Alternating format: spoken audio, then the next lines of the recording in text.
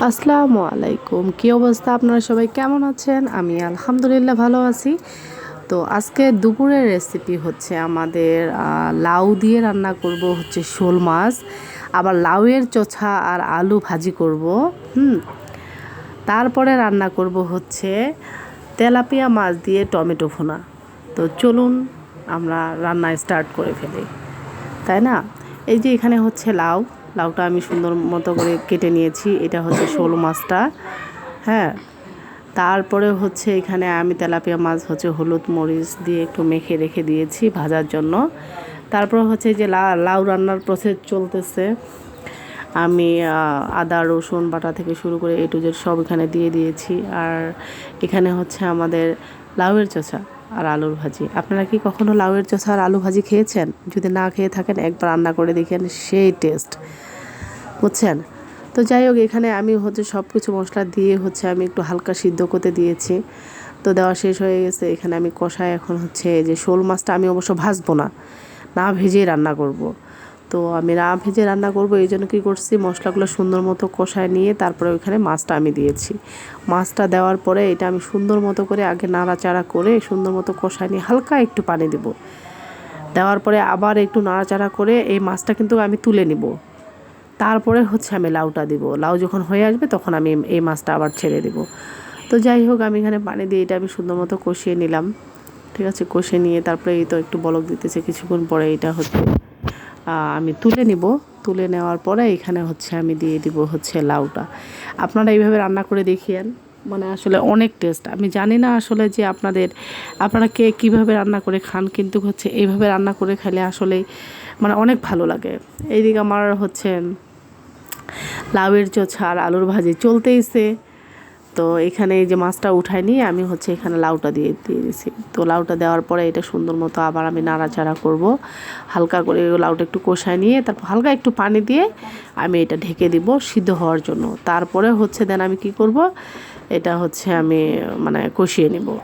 কষার পরে যখন মানে কষার আগে আমি অবশ্য মাছটা দিয়ে নিব। তাই আমি জানি না যে আপনারা কীভাবে রান্না করেন, আমার মতো রান্না করে দেখবেন, অনেক ভালো লাগবে। তো যাই হোক, অলরেডি আমার এখানে ভাজি প্রায় শেষের দিকে হওয়ার পর্ব। তো এটাই, লাউটা আমি হালকা পানি দিয়ে যে কষে নিয়েছি, এই যে এখন হচ্ছে লাউটার হালকা আবার একটু কষিয়ে নিব। কষিয়ে নেওয়ার পরে হচ্ছে দেন আমার ভাজি অলরেডি শেষ।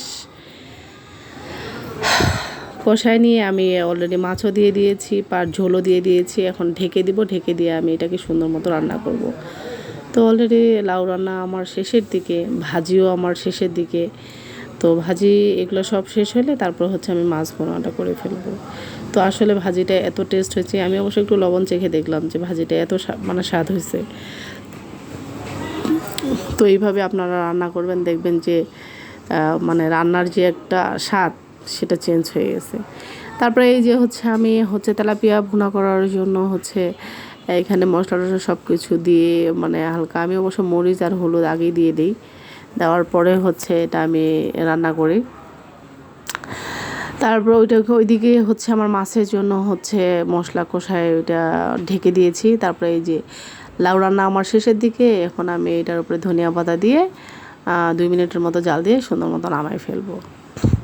আমি জানি না, কেউ আবার ধনিয়া পাতা পছন্দ করে, কেউ করে না। আমার অবশ্য ভালো লাগে, ধনিয়া পাতা দিলে অন্যরকম একটা ফ্লেভার চলে আসে তরকারির মধ্যে, তাই আমি ধনিয়া পাতাটা অ্যাড করি।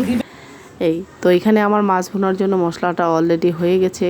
তো কষিয়ে আমি এখানে টমেটো দিয়ে দিছি। এখন আমি এখানে দিব মাছগুলা। টমেটোটা সুন্দর মতো কষা নিয়ে আমি এখানে মাছ দিয়ে দেবো। মাছ আসলে অনেকগুলো হয়ে গেছে, তো মানে ছোটো কড়াই, তো আসলে এখানে হচ্ছিল না। তো তারপরে এখানে পানি দিয়ে সুন্দর মতো আমি নাড়াচাড়া করে দিয়ে হচ্ছে পানি দিয়ে দিব সিদ্ধ করার জন্য। কারণ মাছগুলো তো অলরেডি যেহেতু ভেজে নিচ্ছি, ওটা তো সিদ্ধ হয়ে গেছে, তারপরেও তো সিদ্ধ করা লাগবে, তাই না? তো যাই হোক, এখানে দেওয়ার পরে হচ্ছে আমি পানিটা দেওয়ার পরে আমি ঢেকে দিব। ঢেকে দেওয়ার পরে হচ্ছে আমার রান্না প্রায় কমপ্লিট। ওইটা তো আমি ধনিয়া পাতা দেবো। লাউ রান্না আমার শেষ হয়ে গেছে, আমার মাছ রান্নাও শেষ হয়ে শেষের দিকে দেখেন আমি ধনিয়া পাতা দিচ্ছি। তো আপনারা সবাই এইভাবে রান্না করে খাবেন। আমি জানি না আপনারা কে কীভাবে রান্না করেন, তো অবশ্যই কমেন্টে জানাবেন। সেই পর্যন্ত আল্লাহ হাফেজ।